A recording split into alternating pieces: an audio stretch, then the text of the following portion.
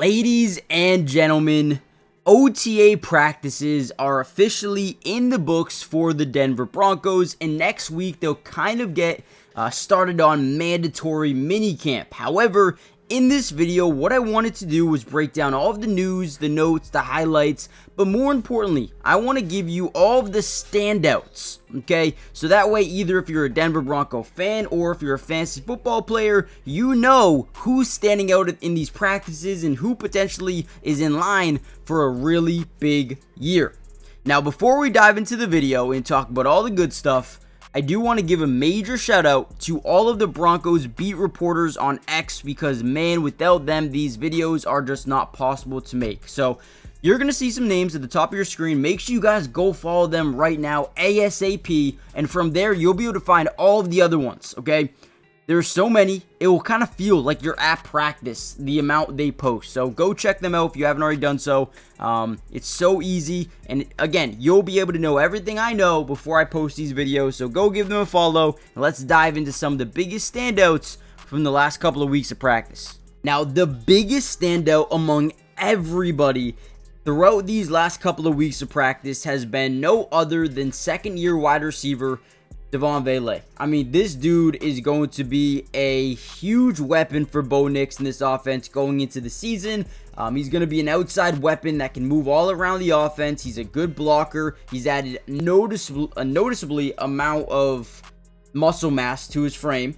And he's also just doing a really good job in practice, boxing out, going up, making 50-50 balls, more like 70-30 balls at times. And overall, he's just been getting praise after praise from all the coaching staff over here in Denver. You could tell this dude is so locked in at getting better, and it looks like he could potentially even be their wide receiver 2 going into the season. I mean, that is huge. I've heard nothing but good things about Devon.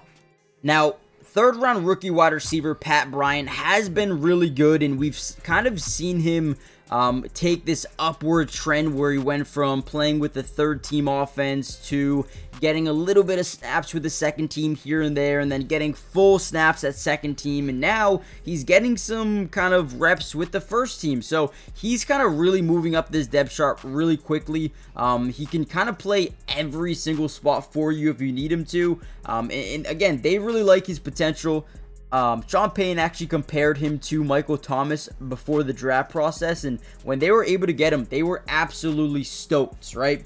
So again, I don't know where he fits in right away because we already talked about Sutton, we talked about Devon. Those guys are probably your 1 and 2. So where does Pat Bryant kind of fit into that? I'm not really too sure because you also have Marvin Mims. You also have Troy Franklin, who's been a really good explosive player for them as a rounder last year. But when you talk about your 3 starters at wide receiver, I'm going to have to go Sutton, Devon, and Marvin Mims, but a lot of Pat Bryant and Franklin in situational schemes and different parts of the game. I think they'll be huge, but I do think that Pat Bryant could be the future number 1 of this football team. Now, I am going to show you some Bo Nix highlights from the last practice as I talk about some other guys who have really stood out according to some media members. One of them is Seavon Jones has impressed a ton. Now, this is an interesting situation because obviously he is a third-round pick this year, playing behind Zach Allen and John Franklin Myers right now, but he is really starting to earn the respect of not only his teammates but the coaching staff around him. A lot of these older guys are saying, hey, listen, Seavon Jones seems like a special type of player. We haven't really seen anyone, come into OTAs and have this much of an effect, right? Have that aura, that ability to want to learn, want to be coached, and want to get better each and every single game, or practice, I should say. And Seavon Jones is that guy. At least so far, his teammates are really excited about who he can be going forward and how good he can turn into in just a few years. Now, before we get any further into this video, guys, do me a big time favor. Hit the like button if you want more Denver Broncos videos, highlights, news, notes, anything from not only the rest of practices, but everything. Like regular season, preseason, we got you guys covered. But most importantly, make sure you guys are subscribed to the channel. It is free. It doesn't cost anything to join the family. And like I said before, we're going to be covering this Broncos team throughout the entirety of OTAs, which is now over. We're going to be posting videos about who looked really good. Mandatory minicamp. I know you guys can't see it. Mandatory minicamp will start next week. We got you guys covered with that as well. And then from there, they're going to take about a month off before they start training camp, okay? But we are going to cover training camp as well. But once training camp is here, you're going to see a lot of preseason football. We're going to be using the all-22 coaches film to break down a lot of individual players, a lot of everything, right? Schemes, players, whatever it may be. We got you guys covered throughout preseason and the regular season as well. Now, with that being said, I do want to talk a little bit about RJ Harvey. He had one of the more explosive practices, during yesterday's workout. Now, he had the biggest play where he went vertical on a scramble drill from Bo Nix, and it was a beautiful pass, 25 yards, maybe 30 yards down the field, in what would have been probably a touchdown.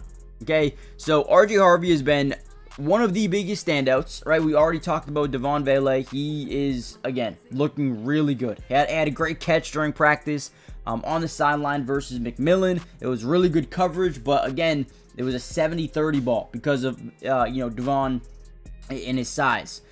We talked a little bit about Pat Bryant. He's got great route running, which means he could probably play in the slot if you need him to. Underneath wide receiver that can make plays happen after the catch, but he can play anywhere.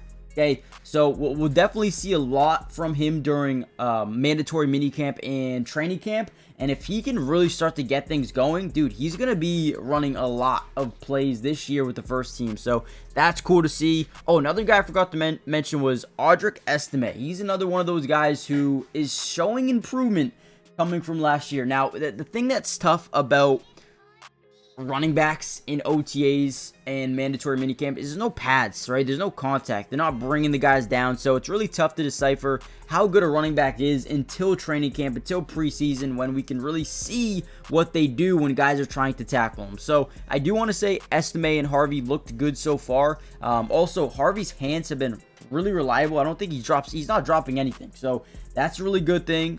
Maybe a little Alvin Kamara to him, potentially. But Audric Estime does look good so far, but I'm not going to go out and say he's going to have a big year because I want to see what he looks like with the pads on first. Evan Ingram is everything that they want him to be. A Swiss Army knife, a joker type of player who can line up in the backfield, line up as a wide receiver, line up as a tight end. He might be used in a Taysom Hill type of role, so that's been really fun to see. And no, I'm not saying he's going to be a Taysom Hill kind of player, but he might be lining up in crazy different spots for you at different times. So they're going to utilize him in a really good way. I'm excited to see his growth here in Denver. Now, one more guy that I want to mention before we end this video is Hufanga, man. That dude coming over from San Francisco has been nothing but energy, hardworking, and, someone that is just helping develop some of the younger guys as well. Whether it be Damari Mathis or it be, J.L. Skinner or Jaden Robinson, he's just been a really good guy to have, and he's going to really affect this defense as a strong safety next year. So definitely excited for that. But let me know what you guys think overall. Hit the like button, subscribe if you're new, join the family, turn on post notifications, and I'll see you in the next one. Peace.